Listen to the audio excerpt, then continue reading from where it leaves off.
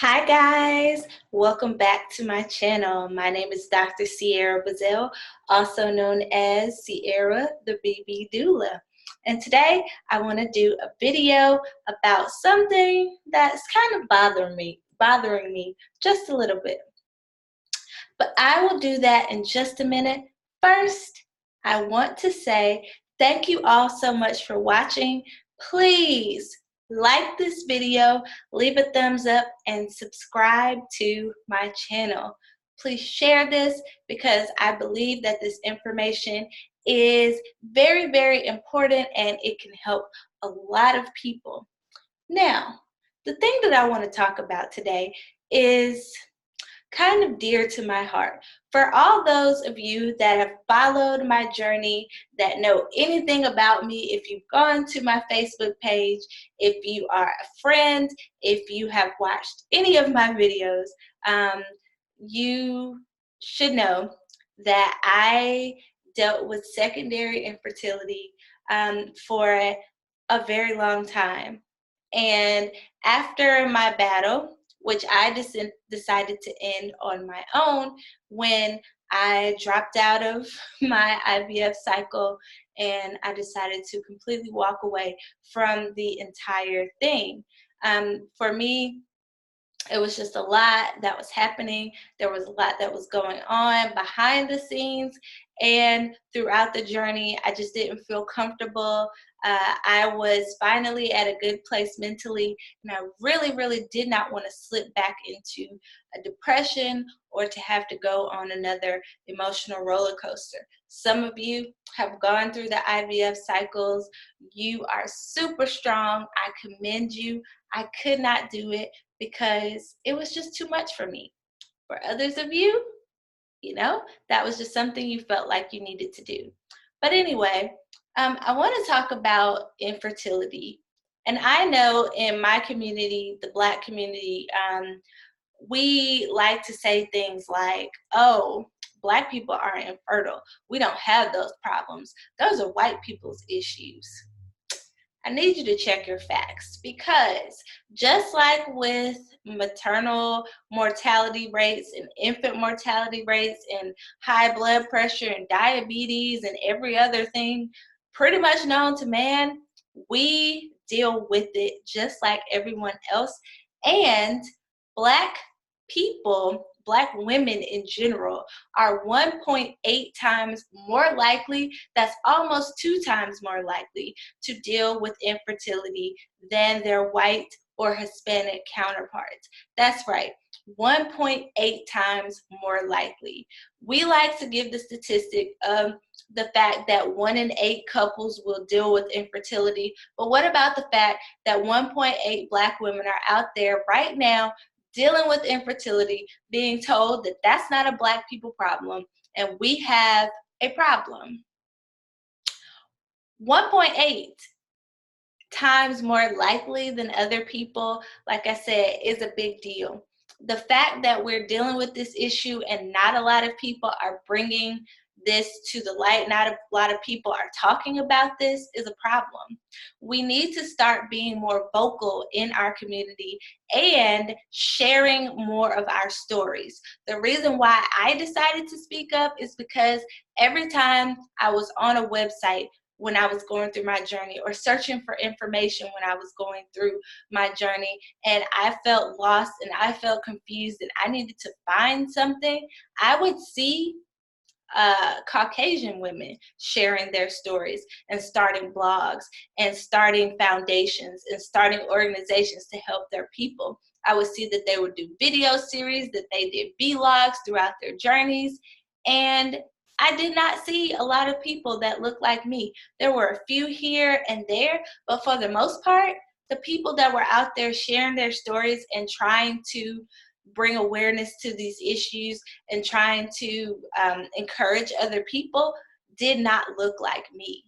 I know that a lot of you probably may not have this problem, but like I said, Black women are 1.8 times more likely to have this problem. And because of that, I have decided that I'm going to step up and I'm going to be the person to talk about this. I became a doula to help couples not to have to deal with birth trauma because I dealt with it myself. I've been vocal. I've done things to help try to decrease the maternal mortality rate. I have volunteered to help at births to be a part of that movement. And I want to do the same thing when it comes to infertility. There are too many people out there dealing with these issues, being silent, not telling anybody about their problems, and it has to stop. We don't need to walk around with a mask on pretending that we're okay and we're not. Infertility sucks. It takes so many things away from you. You sometimes lose your identity in it. I did. Some people lose their religion altogether. Some people turn away from their faith. Some people just don't know what to do anymore. They're lost. For me, it shook my beliefs to its core. But in a lot of ways, it made them stronger because sometimes the only thing that I had that I could depend on was my faith and my beliefs. For a lot of other people, they completely walk away from those things. Some people get depressed. I was one of those people. I was depressed and I didn't even know that I was depressed. It's an issue. Some people deal with things silently and it tears apart their relationships with their partners. You don't know what's happening on the inside because people aren't letting you know. We're going through infertility, being silent, secretly dealing with all of these things internally while smiling and telling you that we're okay, while telling you that, we're just trying to see what's happening. No, we're not. These people are out here having 3, 4, 5, 6, 7 miscarriages back to back, but smiling at you every time you ask them, when are you guys going to have a baby? You don't know what's happening. And I know it's not your fault. You're trying to be, just that's what people do. People say things like, when are you and your husband, when are you and your partner going to have a baby when someone gets married? Don't do that. We don't like it. It's not always fun. I've had to fight back tears when people were asking me questions about when I was going to have another baby or give my husband a son. I didn't know. I did not know the answer to that question.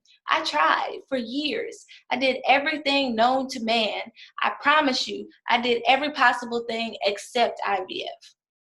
But I was on the journey to start IVF.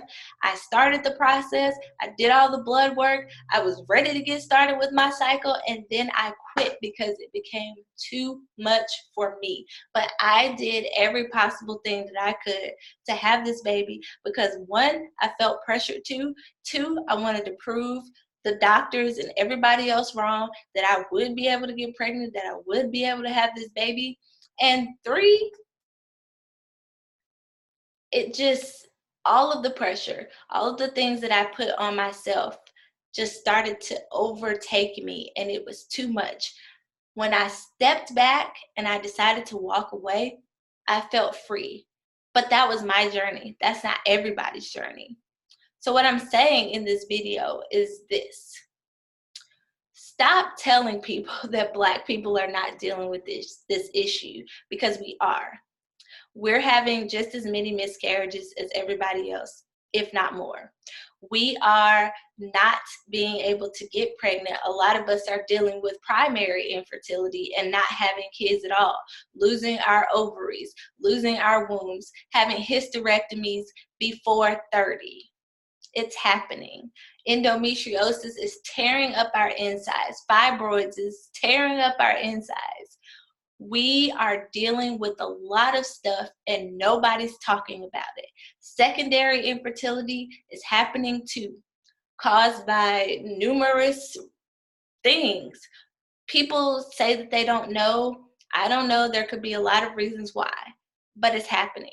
On top of that, even when we do IVF, we are less likely to be successful. That's a thing too. So stop telling people we're not dealing with this issue, because it's happening. And we need to do something about it, and we need to bring awareness to the issue. People want to have children. and it doesn't always happen. You may have to get to a point where you're okay with not having a baby. That's a possibility. For some people, it will happen. For some people, it won't. But we need to be there to support each other, to speak out for each other, to do something about the laws that don't even allow us to get the surgeries or to get the treatments that we need, to speak up and speak out about the fact that no one talks about these issues. They are real. They are happening. Your auntie that never got married and never had kids might also be the auntie that was told when she was 15 that she couldn't have kids. Your uncle that never had any children may also have been someone that was dealing with an issue where he couldn't have children. You never know what somebody's going through. And it's up to us to start speaking about these issues, start talking about these things within our own families. Because when you're going through this and you think that no one else in your family has dealt with that, that makes you feel like you're the only person with the problem and there's something wrong with you. And it's not. There's nothing wrong with you. Things happen. Nobody knows why they happen. You can be a perfectly healthy couple who is out here doing what they're supposed to do to make babies. We all know what that is. And it may not happen. That's called unexplained infertility. We don't know why it happens. You can say that it's God, although I don't know if that's the truth. I don't know if that's what I believe. Because if you feel that way, then why are people having babies that then turn right around and put them in the trash can and kill them? So, you never know why someone is going through what they're going through. But what you do know is that you can be supportive. So what I want to do is start building a tribe of people who speak out about what they're dealing with. And even if you don't want to speak out, maybe you just want to be supportive to those people that are going through it. Stop turning a blind eye to all of these issues and saying that they don't happen within our community, and start realizing that they do. Have these conversations. Open up, talk. Let's bring change. Thank you so much for watching this video, and I hope that you once again will like, subscribe to my channel, and share this video, comment down below. Tell me if you're dealing with something, and if you want to be a part of this movement and a part of this tribe, then let me know. See you guys next time. Bye-bye.